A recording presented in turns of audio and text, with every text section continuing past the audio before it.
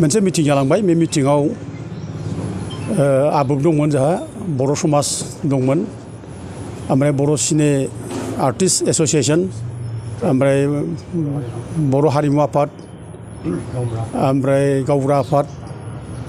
ओमफ्राय बर' समाज दङ आरो बनसु दङ ओमफ्राय राभा स्टुडेन्टस इउनियन दङ ओमफ्राय गुबुन गुबुन माने साननो गोरों गेदेमा बर'फोर दंमोन दिनै बाहागो लादों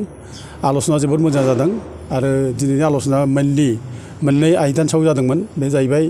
हाग्रा ओनसोलाव हाबनानै थानाय इलिगेल जायनाखि एनक्ल'जार्सफोर दं बेफोरखौ इभिक्सन खालामनायनि बाथ्रा लानानै सावरायनाय ओमफ्राय गुबुन मोनसे जाहैबाय ट्राइबेल बेल्ट ब्लकनिफ्राय जायफोर इलिगेल माने हाबनानै थानायखौ होखारनांगौ बिनि दाबिखौ लानानै जों सावरायनाय बे मोननैखौ लानानै सावरायनाय जादों आरो दिनै सावरायनायनि गेजेरजों मोनसे थांखियाव फैबाय जे बेल्ट ब्लकखौ जेरैबाबो रैखा खालामनांगौ ओमफ्राय हाग्रा ओनसोलनिफ्राय इलिगेल एनक्ल'जार जायफोर दंफैयो बाहेरानिफ्राय फैनानै थाफैनाय बिसोरखौ होखारनांगौ बेयाव बयबो एकमत मोनसे माने थांखि होनाय जादों आरो लोगोसे मोनसे थांखि आजावनाय जाबाय जे थाबैनो बे मोननै इस्युखौ लानानै बिटिसिनि मानाव गेदेर चिफ हाग्रामा महिलारिखौ लोगो हमगोन मोनसे डेलिगेसन टिम दानाय जाबाय आरो मेम'रेन्डाम होनाय जागोन ओमफ्राय लोगोसे जोङो दिनै रोखायै बड'लेण्ड जुनादि सुरक्षा मन्थ्रनिफ्राय बुंनाय जायो जे ट्राइबेल बेल्ट ब्लकआ जोंनो गोदो गोदायनिफ्रायनो ब्रिटिशफोरा जोंनो होनानै गालांखानाय आरो बे हाया जोंनि आबै आबौ आजौमोननि हा बि आबै आबौ आजौमोनहा जोंनो बे हाखौ रंजा खुसि माने सोद्रोमथि गोनां हारिमु गोनां रायजो जानो रुजु रुमु रायजो जानो जोंनो होलांखादों आरो दिनै बे ट्राइबेल बेल्ट ब्लकआ दिनै माने सिकिउर दंब्ला बे जायगायाव दिनै गुबुन हारिफ्रा हाबफैनानै थानो मोनै हारिफ्रा हाबफैनानै जोंखौ दिनै माने आलाय सिलाय खालामबाय जों दिनै जोंनि जायगायावनो जोंनि हायावनो दिनै जोङो गिनो गोनां जाबाय जों दिनै रैखा गैया जाबाय जोंनि राव हारिमुवा दिनै गिनांगौ जानानै थाबाय हयथ' बेबायदि अबस्थायाव थायोब्ला जोङो माखासे बोसोरनि उनाव जोंनि हारिया माने जोबनायनि लामायाव फैगोन जों बेखौ नुबाय बेखायनो जोङो बे हाखौ जोङो थैस' थांस' जों जेरैबाबो लाखिनांगोन थैथां जोङो बे हानि थाखाय जोङो जुजिनांगोन आरो जोंनो बे हाखौ रैखा खालामनो थाखाय जोंनो आयेन होखादों ट्राइबेल बेल्ट ब्लकनि माने चेप्टार 10 आयेन बेखौ जों होखादों आरो लोगोसे जोंनो बे आयेनजों लोगोसे माने सुप्रिम कर्टआबो जोंनो अर्डार होखाबाय बे बेल्ट ब्लकनिफ्राय जेसेबां इलिगेल एनक्ल'जार दं बेखौ होखारनांगौ होनना बुंखाबाय प्राइम मिनिस्टाराबो जोंनो 2014 अर्डार होदों जे होखारनांगौ होननानै आसाम गभर्नमेन्टआबो बुंदों होखारनांगौ होननानै आरो दिनै एफाराब जुदि जोंहा आयेना दंखायोब्ला जोंनि हाखौ प्रटेक्ट खालामनायनि ट्राइबेल बेल्ट ब्लकखौ जों दिनै मानो प्रटेक्ट खालामनो हाया दिनै जोंनि गभर्नमेन्टखौ जोङो बुंगोन मानगोनां हाग्रामा महिलारिखौ जों बुंगोन बिथांमोनाबो जाहाथे माने बेयाव गोसो होनानै मावो नङाब्ला जोङो जे मोनसे टाइमाव हारिया जोबहैनो हासिगौ बेनि थाखाय जों माने सिन्था खालामनांगोन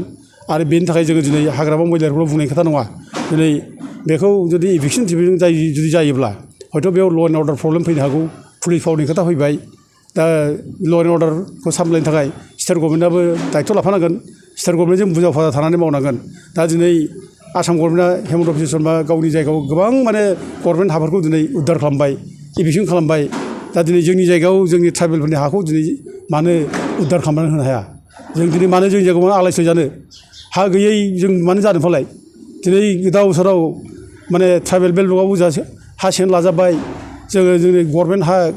माने खासाफोर दं बेयावबो जों थानो हालिया जों हाग्रा बंग्रा थाबाय बायनांबाय गोदाव सोराव आलाय सिलाय जों बिदि जिउ खांसे बेसेबां गोबाव जिउ खांदों बिदिलाय दिनै हाग्रा बंग्रा जों इसेबां जिउ खांनो थांबाबायनानै हाग्रायाव थांबाबायनानै दिनैबो ओंखारजाहां गाबोन ओंखारजाहां गिलुं गिलुं बिदि जिउ जागोन नामा दिनै मालाया गोबां माने थांनानै थानायनि गोबां माने सिभिलाइज मोनसे समाज हिसाबै दिनै आवगायगासिनो दङ जोंना दिनै बे हाग्रा बंग्रा सिङाव थानानै दिनै खुनुरुखुम माने दालाय बिलाइनि न' लुसाबबायनानै दङ आरो दिनै बिसोरो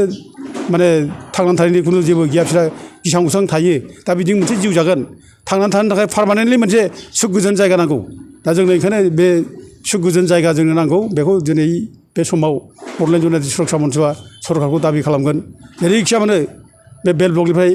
गुबुन माने थानो मोनै मानसिफोर ओंखारनांगौ आरो हाग्रा बंग्राफ्राव जायफ्रा बाहेरानिफ्राय फैनानै थाफैनाय बिसोरबो ओंखारनांगौ आरो जोंनि बे जायगानि थागिबि फिसा ट्राइबेलफोर बिसोर जाहाथे आलाय सिलाय जानाङा जाहाथे बिसोर माने मोजाङै रुजु रुमु रायजो जानो हायो जों बेनि थाखाय बिटिसि सरकार आरो आसाम सरकार मावनो हायो जों बेखौ खावलायो अदेबानि जोङो खुनु दिन खुनु हारिनि जों बेरेखा नङा खुनु जाथिखौ जों हिंसा खालामा जोंनि अधिकारखौ जाहाथे सेना लाया जोंनि अधिकारखौ जाहाथे सेनानै जाहाथे बिसोरो जोंनि हा हु सेनानै लानानै थाया जों बेनि थाखाय जे बाथ्रा बुंदों जाय थानो मोना बिसोर थानो मोना जायफ्रा थानो मोनगोन थाबाय थाथों बिसोरो जोंजों मिलि जुलि जों बेखौ माने लुबैयो दा जोबनायाव दिनैनि मेलाव जे बयबो फैबाय बयबो बाहागो लाबाय बेनि साबसिन नङा आरो फैगौ दिनफ्राव आरो जों गोबां जोङो ज' जालायबावनांगोन जाय आफादफ्रा जोङो ज' जाफैयाखै फैयाखै बिसोरखौ जों एप्रस खालामगोन रायज्लायहैगोन आरो रायज्लायनानै जोङो थिग खालामगोन मानोना बे समा जों गावजों गाव नांलाय खमलाय जानायनि सम नङा बेयो जों ज' जालायनानै जोंनि जेंनाखौ सुस्रांनायनि सम बे ओंखायनो फैगौ समफ्राव जों आरोबाव गुबुन गुबुन आफादफोरखौबो जों सावरायगोन होननानै दिनै मिथिङावबो सावरायनाय जाबाय